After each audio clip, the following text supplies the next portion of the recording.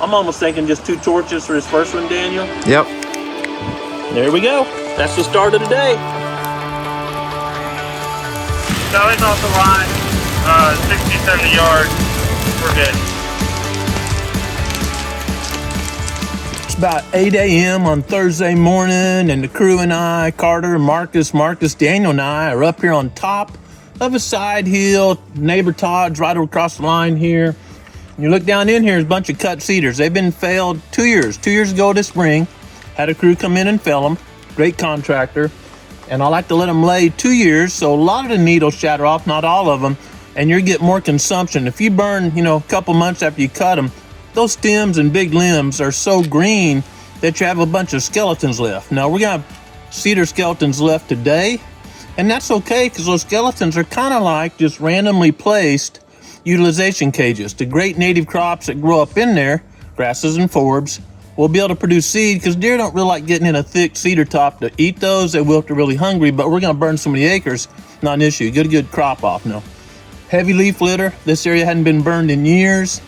We're gonna kill a couple of the big oaks out here. Everyone, oh my gosh, but if you look out, it's kind of a tight canopy, and I wanna be able to open up this canopy to get more grasses and forbs down at ground level, making an oak savanna. You can tell we're on a west-facing slope, because again, early morning, sun's over my shoulder over here, just coming over the mountain, and you can see already hitting the far ridges. Those are east-facing slopes. This is a west-facing slope, and it was created to be an oak savanna. Read the early explorers that come through here in this area, Schoolcroft, and he talks about riding his horse through here, walking, riding horse, and a lot of space between trees. So we're restoring native habitat, which is infinitely better for wildlife than this overstocked closed canopy forest. Low humidity today. Normally we can't start burning this early. When I checked it up shop, it was already down to 33%. I'll check it here in a little bit. Usually in shade like this, it won't carry, but I'm gonna put a little fuel out.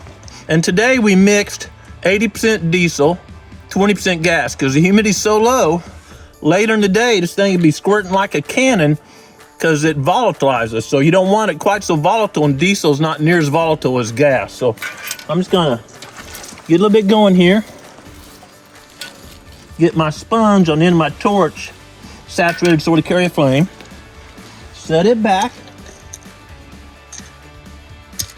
Real stable somewhere. Let that gasoline fuel kind of vaporize off there so I don't burn my eyebrows off. Strike a match, drop it in there, and that will be the start of this prescribed fire. We're taking a mismanaged forest and restoring native vegetation. Don't hold your face toward the flame. There we go. That's the start of the day. Weatherman forecast almost no wind, 2 miles an hour, maybe 6 later today. And on the hills, it will get up and swirl stronger than that, but great day for burning. And then the ventilation rate is gonna go way up, and then smoke's gonna move on. It shouldn't hang. We'll see if that's true, but that's the forecast. You can get all that information off the National Weather Service. Since it's just doing this and we got a lot to do today, I'm gonna get my torch lid here and start stringing a little fire. And I've shared this in the past. You don't gotta drop every foot, because fire always spreads. It's never satisfied. The smoke is drifting down. It's still cool. Air is sinking to the valley, but look down here. The sun's only 100 yards away. So I wanna get this blacked out pretty quick before the sun gets up here, because then it's gonna wanna rush uphill toward my neighbor's property. And when I say blacked out, I'm just removing the fuel. As that fuel's removed, it makes our fire break I'm standing on much wider. You got a bigger fire break, you can be more aggressive with your fire down low. So we're gonna bust off here. Daniel's gonna start lighting that way. I'm gonna go this way. The other guy's gonna be walking our top, making sure it doesn't jump, and see what we can do.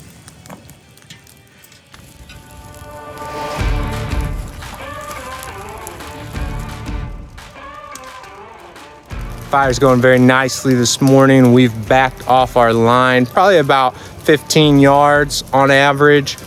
And the conditions are changing even within this fire, because the sun's coming up over the mountain, and over on this slope, that sun's starting to hit, starting to warm up fuel, humidity's changing. And that's different than over on this north-facing slope, where it's still cool, it's still shaded.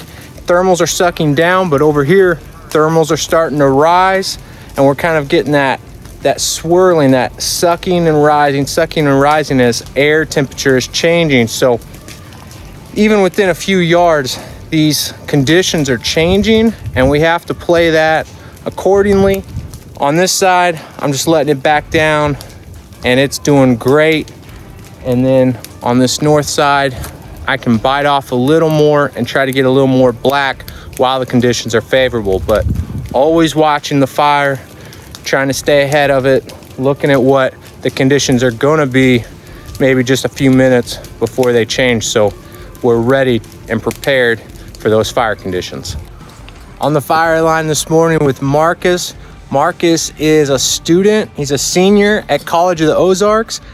He's taken the level 1 fire course offered there through MDC in the college, and this is his first prescribed fire. So we're excited to have Marcus on the fire, get him some hands-on experience, and this is going to be a great fire for Marcus to learn how fire behaves and different fuel loads. So really looking forward to working with Marcus this morning. Well, you can see back behind me, this fire's backing down the slope and going through this cedar, and you can also see what almost looks like snow. It's actually embers or ash kind of floating through the air, and we really have to watch those on these cedars because it'll throw a lot of those embers.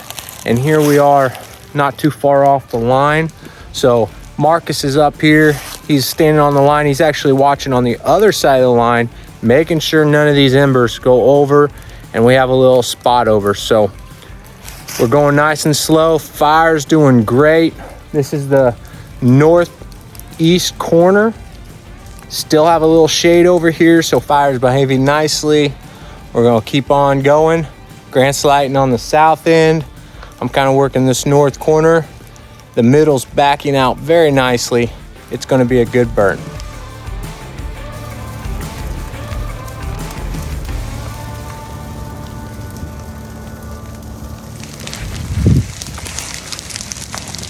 A lot of people think that, fire that'll flame up, man, it'll flame up 30, 40 feet high and then go down.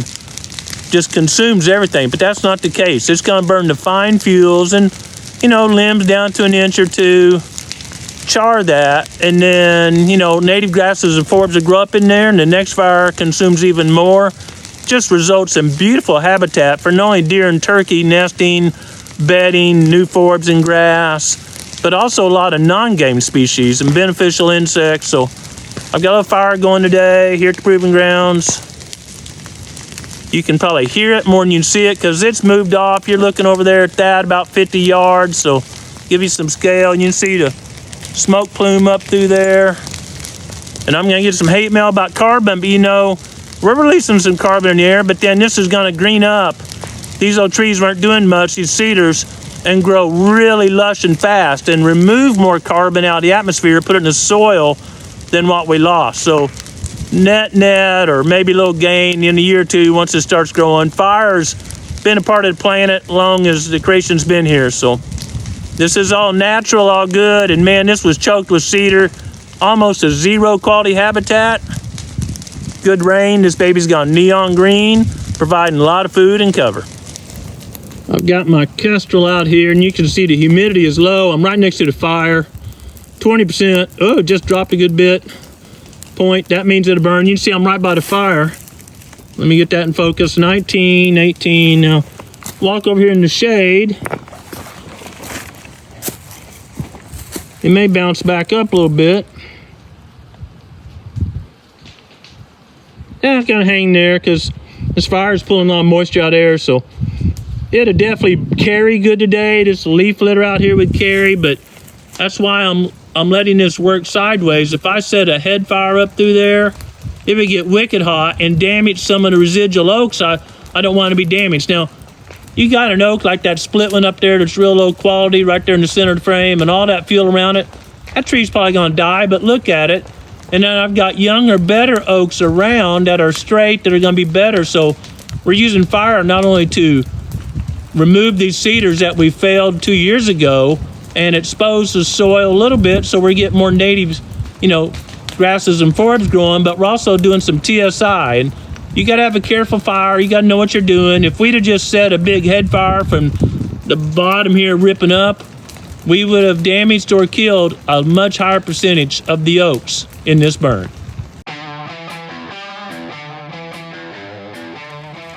I'm watching a big one right now, but other than that, it's creeping.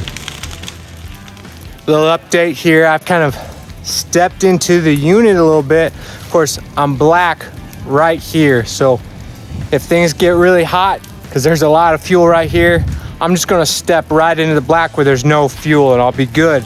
But the reason I'm here is because there's a little bluff that runs right along here, and that fire backed all the way down that bluff and it stopped because there wasn't any fuel. That's just a great lesson of, fire's gonna go where there's fuel.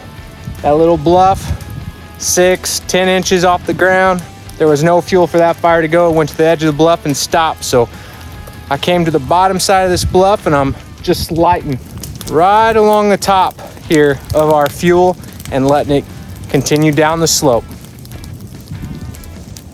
You'll notice that fire it's a backing fire. There's a lot of fuel there to the left. And if we set a head fire down below that fuel, it's going to preheat that fuel. It's going to throw a lot of embers. It's going to get very hot and very intense.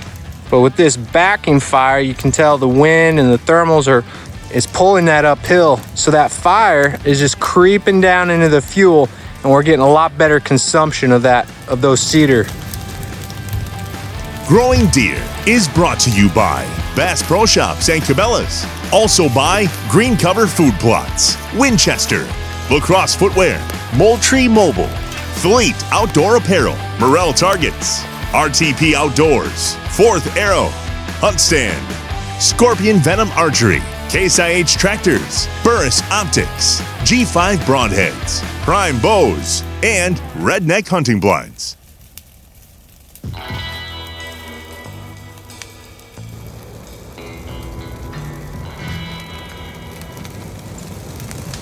So I'm at the bottom of the unit. It's black up there, 40, 50, 60 yards. So just setting a little head fire because that kind of went out and it'd take forever to back down here. And you can see my head fire is low down the slopes, a foot high, give or take. Not hurting any of these trees. Find a dead snag like this one, rake around it so it doesn't catch on fire and jump your line. And up there in the cedars, it's a lot hotter. But again, it's black right above there. Black means it's already burned, no fuel. So you can see the smoke column going up and dispersing. So Daniel's working over there. We're just bringing it around to meet. And there's a gully right here. I will not light a head fire up that gully. I'll get to about in here and then let it back off both sides. Daniel do the same. If you send a head fire up a gully, it chimneys. It's just like heat going up a chimney, and it gets super hot and kill some trees, might have some erosion. There's a cedar that caught on fire. And, just think all the resources been tied up in that cedar 40, 50, 60, 70 years are now being deposited, or most of them are. Whatever little nitrogen certainly volatilizing, but most of the nitrogen, P and K, whatever's in there, is just going to the soil in the form of ash, and hopefully nice little gentle rain, take it right in the soil, and this place will be green, green, green after the next rain. It's supposed to rain in 2 days, so maybe just sit here and then get a little rain. We'll try to fly the drone over to something and show you, but it'll be a turkey and deer mecca. Daniel's got one going over there. You can see his smoke plume.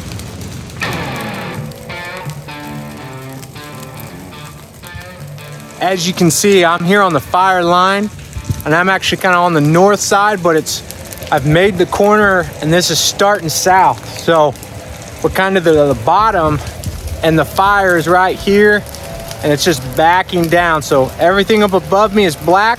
We've just backed it all the way down this mountain to the fire line. Of course, there's no fuel here, so when it hits the line, it's going to be out, and I'll keep going south and just kind of watching it as it keeps backing down the mountain, just making sure we don't have anything jump over as it gets a little hot because there's a lot of fuel right along the edge here. So just keeping an eye out for it.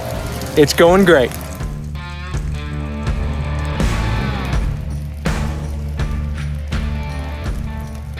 So right behind me, we've got a lot of fuel right here. Big old cedar top. There's actually several cedars that are crisscrossed right here. There's a lot of fuel. This is gonna get very hot, even on this backing fire, and the fire's just now starting to creep into it. And you can see there's a couple hardwoods right here, right along the edge of this gonna be hot spot. And that's okay. We're doing this low intensity backfire to limit the hardwoods that we damage, but some hardwoods are gonna be damaged. A couple of these might not make it, but that's all right because we have some others here around. So we're gonna have a pocket where some may get hot and others may survive. They're maybe out here on the edge and they don't get as hot. And that's all right, because when I looked up at the canopy, this little group of trees, that crown is competing. Those trees their crowns are hitting each other and they're competing. We're not maybe as specific of which trees we're targeting here as we would with hack and squirt or the double girdling technique. We just know some of these trees are gonna get hot, are gonna be terminated, and that's gonna open up the canopy for other trees in the area to express their potential. So we're gonna have a mosaic, you know, spots that maybe have some trees, a tree every now and then, areas that are gonna be more open. And that's gonna create a beautiful oak savanna, high quality wildlife habitat.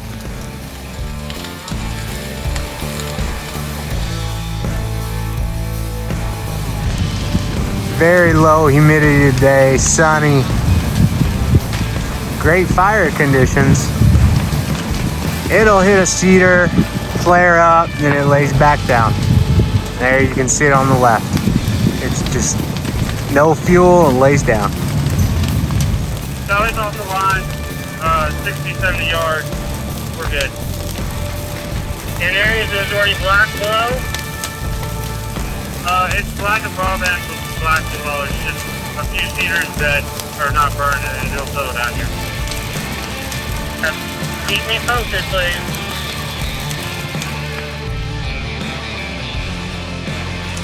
Well, just about finished here. You can see a little bit of fire behind me. This is the fire break, so we've worked about 5 hours or more backing it down through here and let the focus, you can see it's black up there. Everyone thinks that fire is gonna topple everything, but this is not California. Humidity doesn't get that low, although it's been low today.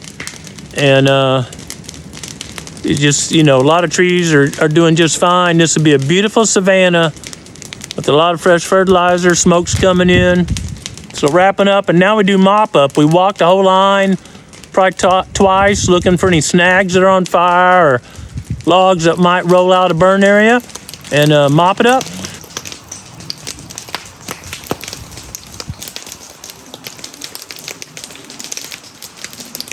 The next morning, Carter and Marcus did additional mop-up, and we like to do day after mop-up, and that simply means walking the entire fire line.